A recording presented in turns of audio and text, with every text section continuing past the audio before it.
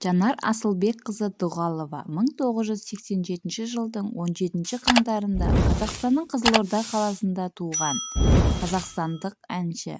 Турквизион 2014 ән байқауының жеңімпазы. Кешью тобының бұрынғы орындаушысы. 2014 жылдың тамызынан бастап жеке дара мансабын бастады. Қазақстан Республикасының еңбек сіңірген қайраткері. 2015 жылы атағын алды. Жанар Асылбекқызы Дұғалова Қызылордада туып, Павлодар қаласында өскен. Бала кезінде отбасымен бірге Алматыға көшті. Диапазоны кең әнші, бірінші мұғалімі анасы. Сол үшін Жанар жастайынан әнші болуды армандаған. 6 жасында бірінші рет жетістікке жетті. Әрі қарай республикалық, қалалық байқауларда жеңіске жетті. 2001 жылы Жас қанат байқауының жүлдегері болды.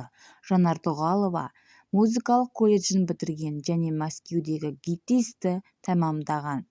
2001 жылы продюсер Баян Есентаевамен кездеседі. Қазір Жанар Кешью тобының мүшесі. Әнші болудан басқа ол актерлік шеберлігі де жетерлік. Ғашық жүрек 2 киносында түскен болатын.